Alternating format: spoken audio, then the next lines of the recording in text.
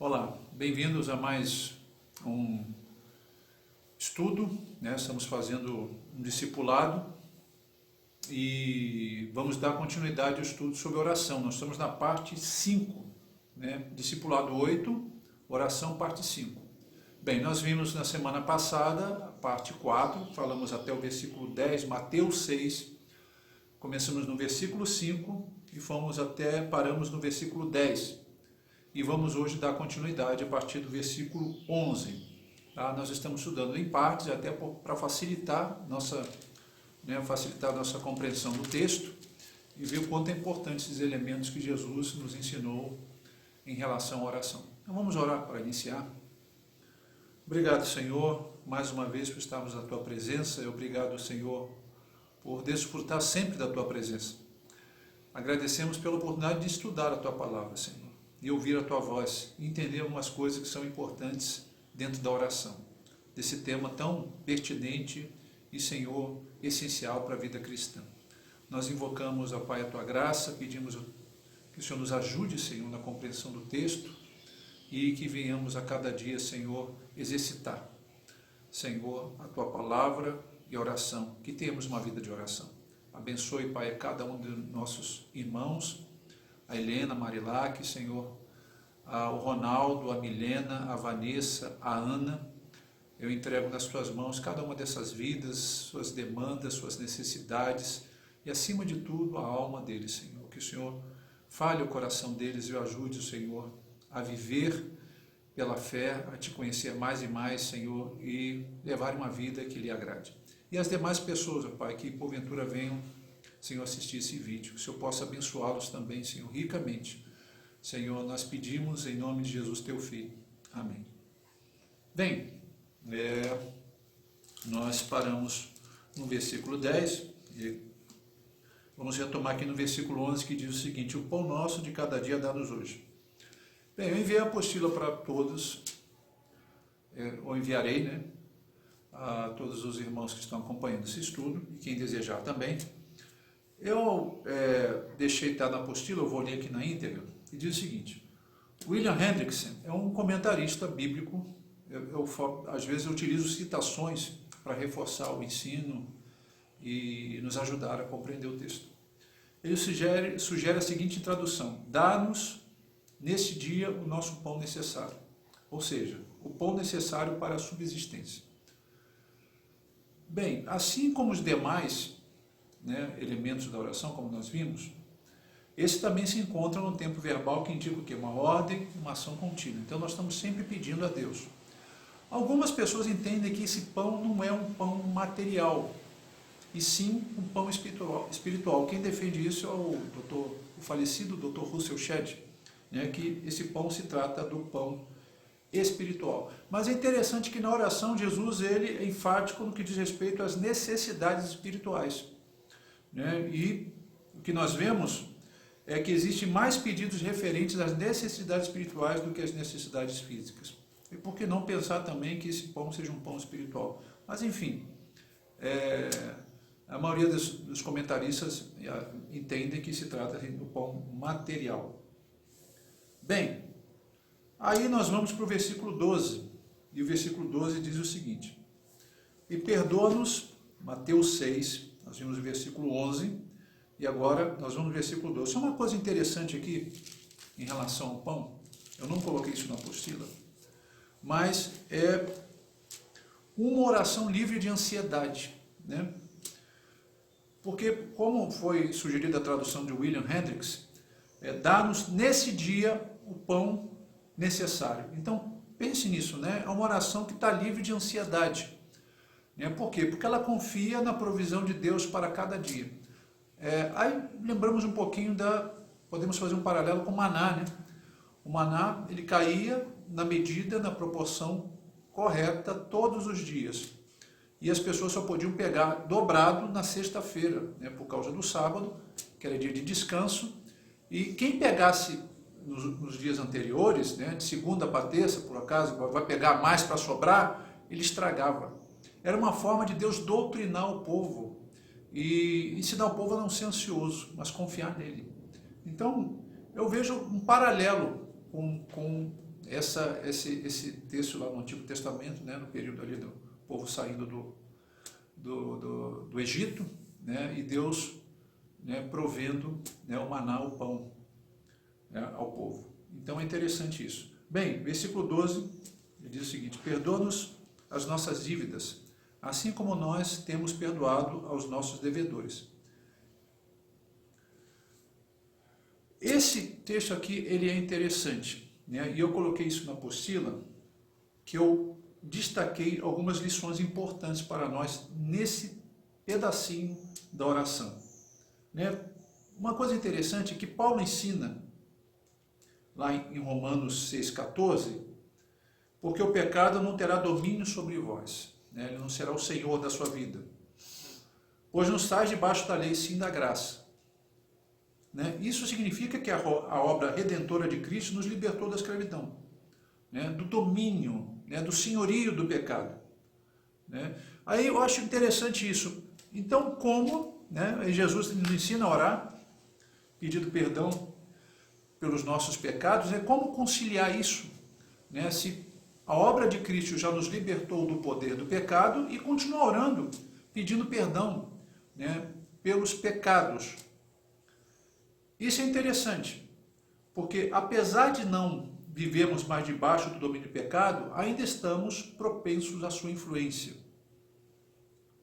Então, um homem chamado George Led, como eu falei, é um comentarista que nos ajuda a entender essa questão. Ele resolveu essa questão da seguinte forma: já e ainda não. Quer dizer, santos, mas não plenamente santos. Né? E por meio da oração modelo, aprendemos que sem auxílio divino ou a graça divina, dificilmente conseguiremos cumprir essa meta estabelecida por Cristo, né? No início da oração: santificado seja o teu nome. Isto é, viver de uma forma que o nome de Deus seja santificado. Jesus viveu dessa forma, ele é o padrão perfeito que deve ser almejado por todos os crentes. Não existe justificativa para nos acomodarmos, né? Nós temos que fazer como Paulo, lá em Filipenses 3,14, eu prossigo para o alvo. Então, como eu falei, né, resumindo aqui, nós não somos mais debaixo da influência, do poder do pecado, ele ainda mais senhor da nossa vida, mas ainda estamos propensos a essa influência. Ainda assim, imperfeitos, o nosso alvo deve ser sempre Cristo. Essa é a nossa meta, como diz Paulo, escreveu lá em Filipenses 3,14. Cristo é a nossa meta. Ainda que sejamos imperfeitos, Cristo é a nossa meta. Não há justificativa porque estamos ainda propensos ao pecado, ficarmos meio que na inércia, né, na indiferença, quando Deus nos chama para que sejamos crentes maduros e perfeitos. E o próprio Cristo diz aqui em Mateus, inclusive ele fala aqui, 5,48, portanto, sede vós perfeitos, como perfeito é o vosso Pai Celeste. Quando nós alcançaremos esse tipo de perfeição? Aqui na Terra, nunca. Nunca. Mas deve ser um anseio de cada crente. Nós temos um alvo, nós temos um padrão a seguir. Então isso é muito importante. Tá? Apesar dos deslizes, né, dessa influência, né, que temos da nossa carne, nós temos que vencê-las como? Por meio da oração, por meio da leitura da palavra. É assim que vencemos essas tentações. Ainda assim vamos, né, cometer alguns deslizes, mas sempre contando com a graça de Deus para prosseguirmos para o alvo. Bem, eu creio que esse ensino ajuda-nos a entender as fraquezas dos outros, né, de um irmão, como também entender que a igreja é formada por pessoas imperfeitas. Isso é importante. Agora nós vemos uns aos outros a partir da cruz, né, a partir de nossas fraquezas. Né? Paulo, entendendo isso, escreveu: sujeitando-vos uns aos outros no temor de Cristo. Isso é muito importante para que vemos, às vezes as pessoas vão por uma igreja e, né, com aquela ideia de que todo mundo é perfeito e chega lá, ela encontra imperfeição e vai encontrar nela também, como nos demais. Agora, é importante atentar que Deus nos chamou para um padrão, nós temos uma meta, né? E infelizmente dentro da igreja existem pessoas que não estão assim muito interessadas nessa meta de Deus. Não estão interessadas, como Paulo escreveu, em prosseguir para o alvo. Então elas ficam ali meio que conformadas, né, com a sua espiritualidade, e com isso nós encontraremos mais erros nessas pessoas, né, imperfeitas, mas que se acomodaram mesmo, e vamos ver outras pessoas mais maduras, né, que continuam nesse processo e entendem esse processo e prosseguem para o alvo. Isso é importante, né? Isso é importante entendermos. Vamos ver pessoas que não têm caráter, inclusive pode ser que algumas dessas pessoas realmente não sejam convertidas, né? Ainda não têm, né, a consciência de seus pecados, do que Cristo fez na cruz por elas. Essa é uma outra questão também. Nós vamos encontrar pessoas não regeneradas dentro da igreja e pessoas regeneradas, mas que se acomodaram com a sua espiritualidade. Isso é muito importante. Deus nos chamou, estabeleceu uma meta. Nós não podemos parar. Não há justificativa. Se chegarmos diante de Deus e, né, dar uma justificativa a Deus, não há justificativa. Eu concedi a você plenas condições de vocês andarem dessa forma, né, em santidade. Nós vamos ver, inclusive, problemas sérios na igreja de Corinto por causa de crentes que eram carnais, imaturos. Paulo não podia nem dar um alimento sólido para eles, tinha que dar leite.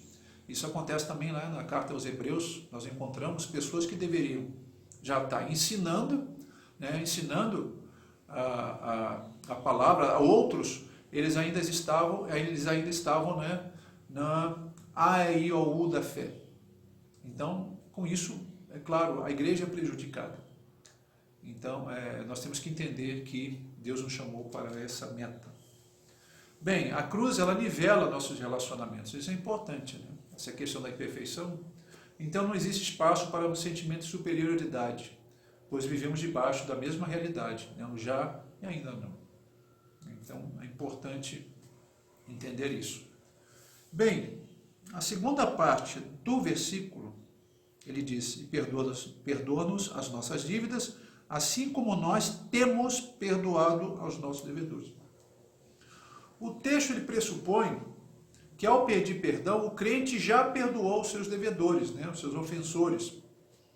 E aqui nós encontramos o mesmo princípio utilizado por Jesus lá em Mateus 18, né, na parábola do credor incompassivo, né? Quando uma porta se fecha, ela se fecha para ambos os lados. Então é importante você perdoar, porque é o seguinte: quando a porta do perdão de Deus abre para a sua vida, ela automaticamente, é um processo natural, ela deve ser aberta para a vida do outro, do seu ofensor, do seu devedor. É assim que funciona o reino, essa é a dinâmica do reino.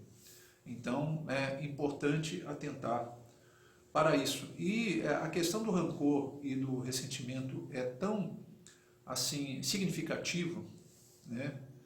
Ele é prejudicial e afeta até o culto. De tanto que Mateus aqui 5:23, ele diz o seguinte: se, pois, ao trazeres ao altar a tua oferta, e ali te lembrares de que teu irmão tem alguma coisa contra ti, deixa perante o altar a tua oferta e vai primeiro reconciliar-se com teu irmão, e então, voltando, faze a tua oferta. Olha como é que Deus leva a sério essa questão do perdão. Então, até o nosso culto, a nossa devoção, ela é prejudicada, né? Até porque Deus, se nós formos fazer um estudo sobre isso, ele fica indignado quando um crente guarda rancor, por causa do princípio de perdão que ele estabeleceu. Nessa porta que se abriu de Deus para nós, que é o perdão que recebemos dele, deve se abrir para o próximo também. Amém? Na próxima aula nós vamos aqui estudar o versículo 13 e vamos finalizar esse estudo. Tá? Que Deus abençoe e vamos orar. Senhor, agradecemos mais uma vez por esse momento de edificação, porque são coisas preciosas que precisamos entender. E, Senhor, pedimos a Tua graça, porque perdoar não é fácil, só mediante a graça do Senhor, só mediante a capacitação do Teu Espírito Santo. E eu peço, Pai, que o Senhor fale o coração de cada um, Senhor, que esteja nos ouvindo. Pai, abençoe Senhor, aos nossos irmãos, abençoa as nossas vidas e faça de nós, Senhor, instrumento para a tua glória e para o teu louvor, hoje e sempre, em nome de Jesus, teu Filho. Amém.